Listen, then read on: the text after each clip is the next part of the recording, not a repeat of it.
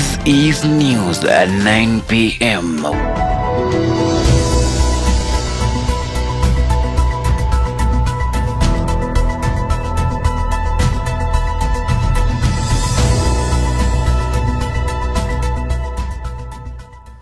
Wherever you're watching us from, welcome to our today's bulletin. My name is Shadrack. Our top stories for today is then everybody was tense. The mood was so tense.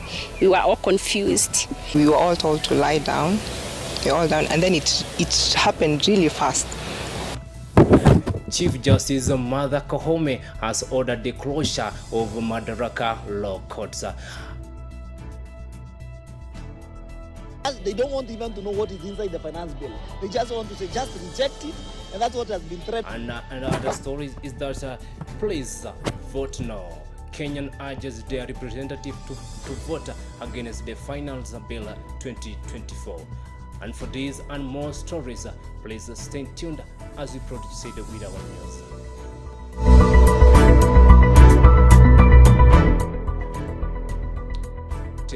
The Chief Justice Martha Koome has directed the closure of Makadara Law Courts until Monday, June 17.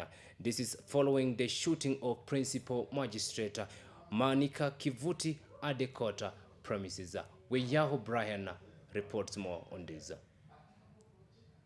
Situation, and now we can say that our magistrate. A senior chief inspector of police, Samson Kipchirchir Kipruto, the OCS of Londiani Police Station, has fired shot to Magistrate Monica Kivuti. The OCS Kipruto is said to be in court for some hidden reasons during a court session involving his partner by the name Jennifer Wairimu, who is accused of obtaining 2.9 million shillings by a false pretense. Then everybody was tense. The mood was so tense. We were all confused. We were all told to lie down. They all down, and then it happened really fast. Chief Justice Martha Koome detailed a report that the OCS Kipruto had accompanied his partner to the court to answer the charges of the case of 2.9 million shillings. The court ordered that a probation report to be prepared and accused to be remanded in custody pending provision of the report. During that time is when OCS Kipruto forced his entrance into the court through a magistrate entrance and fired a shot at the magistrate, causing wounds to her body parts. One of the female patients had gunshot wound to the torso, that is the chest, abdomen and pelvis. Later, the inspector of police confirmed that the officer Kipchirchir Kipruto was then shot dead and the two police constables injured on the spot. Our officers who are within the courts were able to act swiftly, and we managed to neutralize the situation. And now we can say that our magistrates and the officers are stable. Following the incident, the case has been closed until 17 June 2024. Meanwhile, the body of the deceased has been taken to Metropolitan Hospital in Nairobi. As more investigation continues to unravel the reason behind the chaos. Weyaho Brian, EVC TV, Nairobi. After the completion of the public participation on the Finance Act 2024, members of the public has now taken the fight in a strength twist to drive the No campaign. Members of the public posted the phone numbers of the president and members of the parliament, urging Kenya to text or call them to tell them to vote no against the bill. Ekuru Ekimani, who is the Finance Planning Committee chairman, said that their views will be considered and the final report will be ready by 18th of June, that's next week on Tuesday. Han Wanjiku reports more on this. At the footsteps of the National Treasury building, an unusual visitor came knocking just as the National Treasury Cabinet Secretary, Professor Njuguna Ndung'u, was preparing to depart for Parliament buildings. A lone protester demonstrating against the Finance Bill 2024 was whisked away by police officers as he attempted to reach Professor Ndung'u. But what the officers did not know was that the anger expressed by the lone protester had taken effect on social media platforms in the country. Kenyans on X, formerly Twitter, has from Wednesday evening started campaign to reject the Finance Bill 2024. That would be a better way to say for this government without adding more burden and hurting Kenyans who are already feeling the heat and the pinch due to the punitive 2023 Finance Act. Part of the campaign was to post numbers of leaders in the country over the finance bills and push Kenyans to contact them to reject the bill. You want to tax a country that is unemployed, a country that its GDP is not realistic, a country without road network infrastructure improved, a country that is not healthy, there are no drugs in the hospital, there are not increased healthcare facilities given, the governors are always threatening, demonstrating, the nurses are out on the street, our JSS are sacked, yet we're talking of a 4 trillion budget. Reporting for EVC TV from Uasin Gishu County, my name is Heina Wanjiko. And on the other stories is that the 44th US President Barack Obama is expected to visit Kenya next year to launch the School of Leadership at the University of Nairobi. Speaking yesterday, President William Ruto has stated that he had requested the state visit to the USA. Revealed that he had requested to engage with Obama during his state visit at the US. Oroni Job, give us more on this. America, I asked for an appointment with President Barack Obama. Our own President William Ruto on Thursday revealed that the 44th President Barack Obama is scheduled to visit Kenya next year to launch the School of Leadership at the University of Nairobi. To assist us set up a school in the fashion of Kennedy School of Leadership in Harvard. Speaking during the launch of Kenya Young Parliamentarian Associatic Strategy in Nairobi, Ruto noted that he had requested an opportunity to engage Obama during the state visit to the United States. But this time, to be a school of leadership in Nairobi University, and I asked him, let us call it Barack Obama School of Leadership in Nairobi University. During the meeting, Ruto emphasized the importance of leadership and noted the school will equip the youth with the requested skills to be the better leaders of tomorrow. He referenced the Kennedy School of Leadership at Harvard University established in 1936. The Kennedy School of Leadership is recognized as the among of the best equipped leaders and educating on public policy. Go learn about leadership so that we can have better leaders tomorrow. I agree with the DP sometimes when you can accumulate a lot of it, and then when we can say prior learning, you can be given, nowadays you can get a certificate. Job, Orone, EVC TV, Uasin Gishu County. The cost of fuel across the country is set to go down further following the new review by the Energy and Petroleum Regulatory Authorities, EPRA, today morning. EPRA has today announced new prices on petroleum products, that's kerosene, petrol and diesel. Rotinch Kiplagat report more on this. The cost of fuel across the country is set to go down further following the latest fuel review by Energy and Petroleum Regulatory Authority, EPRA. Petrol is set to reduce by Kenyan shillings 3, diesel to reduce by Kenyan shillings 6.08 cents, while kerosene is set to reduce by Kenyan shillings 5.71 cents. The new prices of fuel is 189.84 cents per liter of petrol, 173.1 cents per liter of diesel, and 100 Kenyan shillings 163.05 per liter of kerosene. Kenyan shillings 18 per liter of petrol and diesel is set to be fuel levy. Kenyan shillings 15 is set for road maintenance, rehabilitation, and development. Kenyan shillings 3 set for annuity fund. And the expected collection of this year financial bill is Kenyan shillings 88 billion 239,122 kilometers of road, where only 11% is tarmac, equivalent to 25,411 kilometers, and 89% is unpaved or untarmacked. Rotich Kiplangat, EVC TV, Nairobi.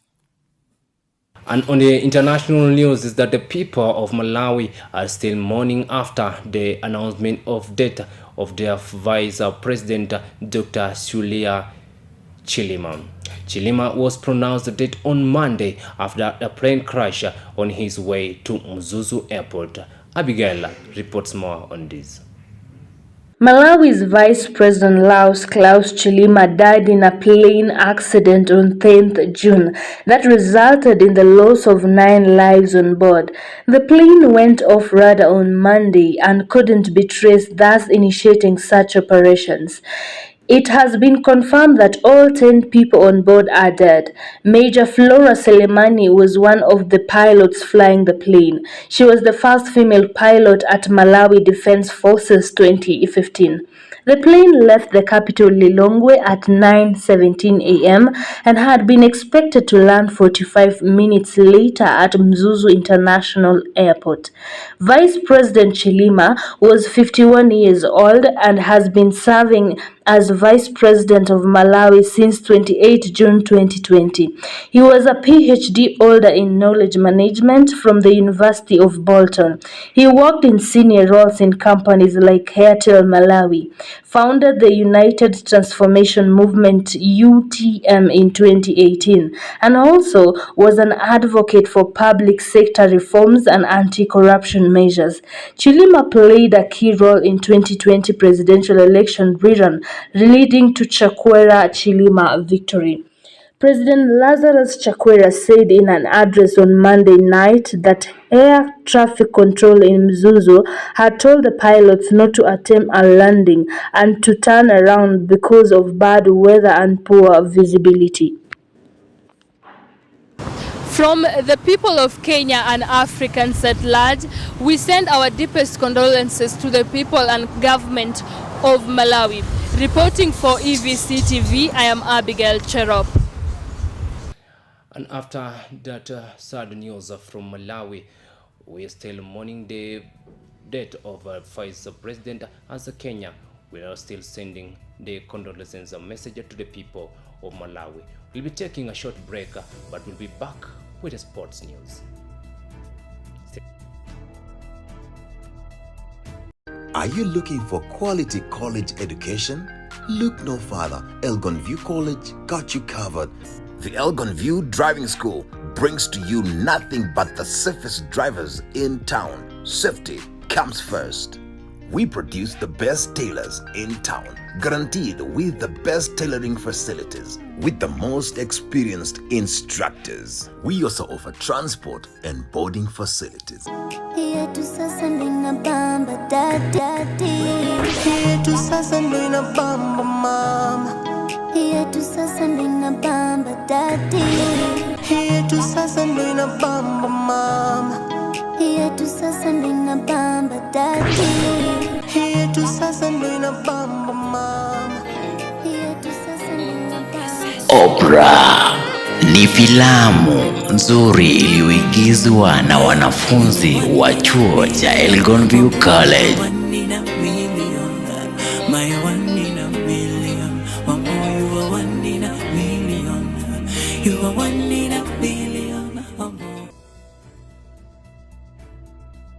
Thanks for tuning and welcome back. Let's focus on the sports news for today, and the Euros 2024 marks the return of the competition to the usual 4-year cycle today, 14th June 2024.